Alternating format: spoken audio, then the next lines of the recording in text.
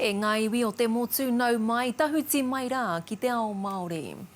Hei huataki ake i ngā take nui o te rā, te kaumārima atu anō ngā tāngata kua pāngia e te mate uru tā, toko whā kua tūpono pāngia.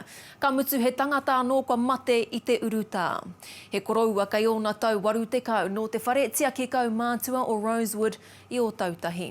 Nō reira ko tahi mano e toru rau e whā te kau mā iwa ngā take tōpū. Te kaumārima ngā tāngata kei roho hipera, toko rima kei te wāhanga kūmanu, ka mutu ko tahi te tangata e tau mahana.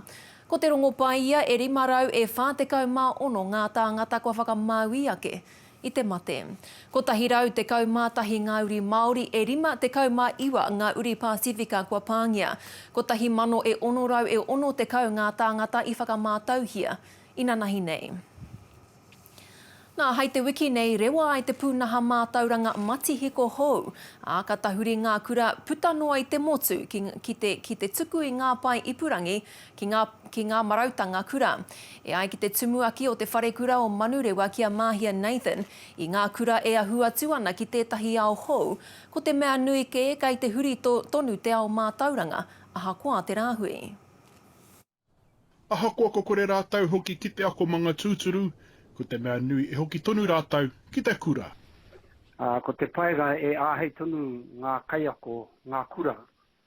Koa kuraha, kura Pākehā, kura Māori raiwi. Ki te kako tonu i ngā huatanga o ngā kaupapa i rote wā tātou wā mātou kura. E tā Māhia Nathan i roto i ngā wiki tata nei ko kaha whakangunga kaiako i ngā āhuatanga o te epurangi. E pai ai tō rātou whakako tauira kei mamao. Pēnei, ia Google Classrooms. Nā roto i te rāhuatanga raro mai, takamai raro i te Google Classroom ko te Google Meet. Nā e āhuri te tērā ki te Zoom, me te Skype wera tērā momo āhua. Engari ko te paingaia o Google Meet, ko te hāngai ke ki ngā mahi ako. E tāe koe te tuku atu o Pānui, kei te kite mai ngā tauire o Pānui. Tāe koe te kōrero atu te rātou me tō rātou ui mai, i a koe i nā kararu rātou. I ata whakarite e te kuranga rauimi i mua i te noho here e toru wiki ki muri.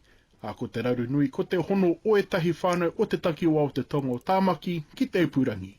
Nā reire, i rote i tērā ko te nama i ki te mātou ko te toko rima, toko ono pēr ngā whānau kore kau kai hononga ki tupurangi. Nā ko reira, ka raru ai. Te raru nui tuatahi tērā tuarua, ko te kore whai rorohiko ngā whānau nei, ke āhei wā rātou tamariki ki te hono, ki te purangi, ki te whakaoti ngā mai ko whakaritea e wā mātou kaiako mō rātou. E tāna anō ko heke taua nama ki te tokorua i nāia nei, ahakoa ngā rauru o te whakarite rauimi, ko te whai akoranga hou mo te katoa, te mea harikoa. Kare kore ka kite i ngā pō raru, i ngā wangawanga, mea ki a rātou, he mea akoranga kei rote i wera momo āhuatanga. Kia pai ai te tuku atu i ngā mahi, kia pai ai te noho ngā tauira, te mahi ai wā rātou mahi. James Perry, te Ao Māori. Ko ngā kaiako i ngā kura o tūranga nui i Ākiwa e whai nei kia tuku i ngā momo hangarau ki ngā kāinga o wā rātou tamariki, pērā i te rorohiko me te aho kore, e pai ai te whakaako mā te ipurangi. E whā te kau ngā whānau o tētahi kura e noho rau e mikore nei, e whā whai ana rātou kia whakatutuki i ngā pai aru. Kei a Tāroe Black te roa ngāke. Ko te hangarau te tino taonga i tēnei wā o te taumaha. Ko te naue nui, ko ngā whānau pōhara me ki, kai te haere tātou, ngā kaiako ki tēnei, kai te uru atu ki tēnei ao matihiko, hei ara whakaako. Ka tiake mō te kaiako Māori a Wayne Abraham rawa ko tōna hoaranga tira and ko te waha i ngā raruraru a ngā whānau kei tūrana. Te nuinga, te maha rānei, kore kau he rawa, matihiko pēnei te ipapa, kore kau rānei he purangi. I nā kua tangata whenua te COVID-19 ki wāina i nā whānau maha, ko te ānini tana ki te whiwhi rauemi, hei ako i te reo maruna i purani. He matawhānui tēnei raru o tātou. Kare pe au I te mōhio, mehe mea e mārama pai ana te kāwanatanga ki te whānuitanga o tēnei raru. I nāianei, kei te mataara te kāwanatana ki te whakautu I nā inoi mō nā take akorana I purangi. We never wanted a situation where distant learning relied on having solely on devices, because there will be those who may have had access issues. I still feel like there needed to be some support there or some type of direction as to where they're going with this, yeah. And what's it going to look like when we get our kids connected with this online learning. Hoi anō, he huarahi anō e whai ana I te kura kaupapa Māori o horau tawānana. Wera tau mātou mahi he kua mōhio katoa mātou tamariki ki nei momo mahi. Pēnā kāre he mahi hangarau, kai te tuku e mātou a mātou rau e me puka puka nei, kōpaki nei, ka whakataka ki warātou kāinga.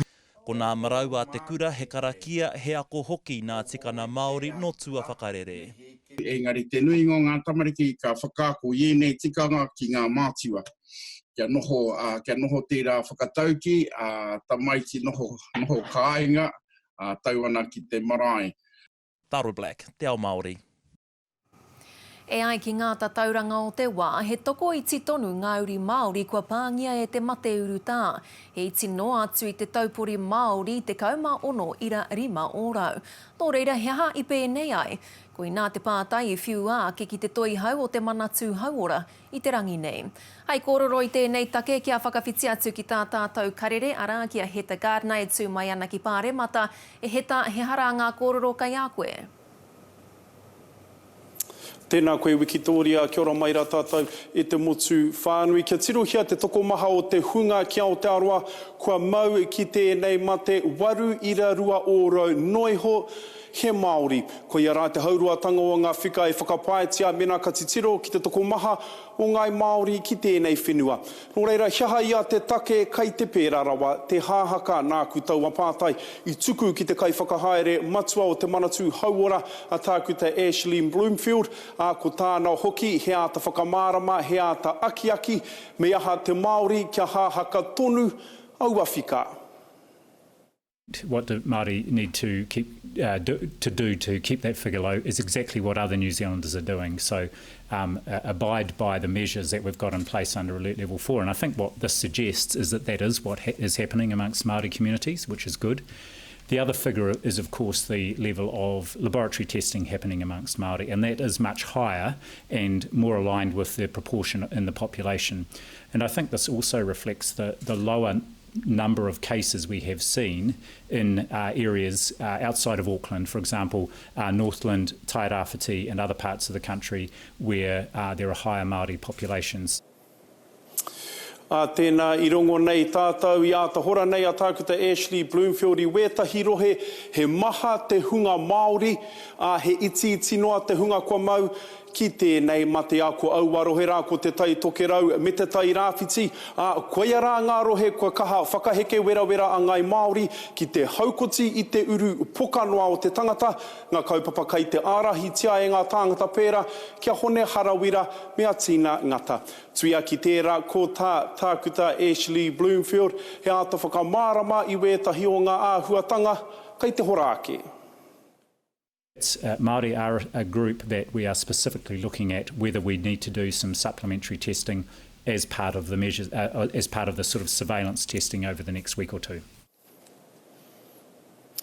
Tuia ki tērā I whai wāhi te pirimia Jacinda Ardern ki mua I tarawaro o te motu I tēnei rā, ko tāna, ko tautātou ki te wiki tuatoru o te noho tūhāhā o te noho taratahi, koe nei pea te wiki uaua o te katoa. Week 3 may in fact feel the hardest. We're coming around the bend, but we can't quite see the finish line.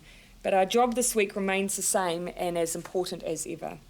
As the Minister for Sport recently said to me, we can't squander a strong half-time lead by letting up or getting overly confident.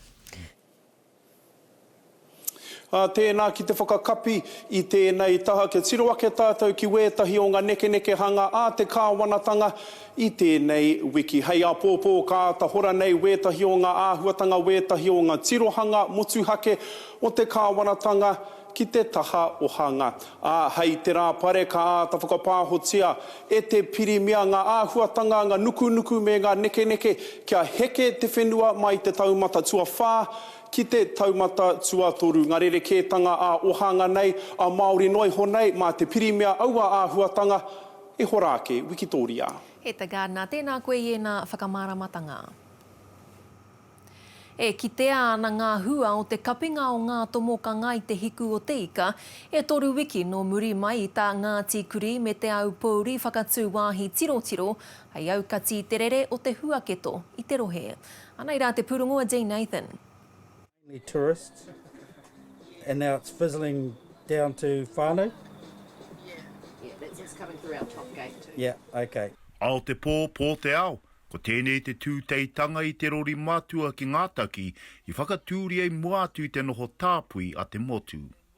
He hokinga tēnei mōku ki te wākainga. Engari tai hoake nei ki te ai me he mea ka whakae mai te iwi kainga ka pahure mātou I te ārai ko whakatūri ei rātou ki te rori. I whakaetia tā mātou kuhunga atu kia oti tēnei mahi, engari kia kaua e kotiti ki te torotoro I ngā whānau, kaua rāne e puta I tō mātou taraka.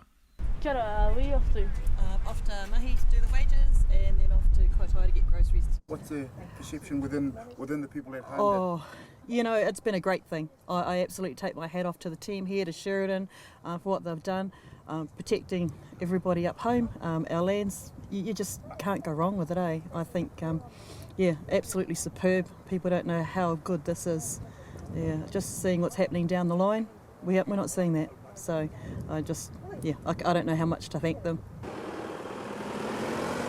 Yeah, with the incidences we've had two, and they've been gotten and escorted completely out of Te Hapua, yeah, and down to here, yeah. So we've had to have a hard line. If we did let that in here, because it travels on people, we would be dead in the water because we have such an elderly, like our kaumātua and mokopuna. We've had some challenges, and that's with outside people trying to come through, but it's lockdown. We're keeping our whānau safe.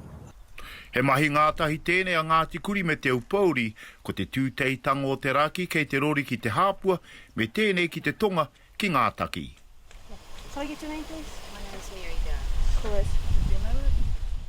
The privilege of being Ngāti Kuri, being Aupōuri, and being able to call out to our men to protect the mana of our ahika. It's really, really powerful, yeah. Yeah, and very humbling, because everything that they've done has been in a real humbling Humari way. All in all, our people have been good. They've been really supportive of this kaupapa, especially our elders, our kaumātua and kuia back in the districts. We're keeping them safe, and that's it for us, yeah. Ko te whakaaro kia u tonu e nei tūteitanga, tai noa ki te hikitanga I te noho tāpui o te motu. Te Nathan, Te Ao Māori.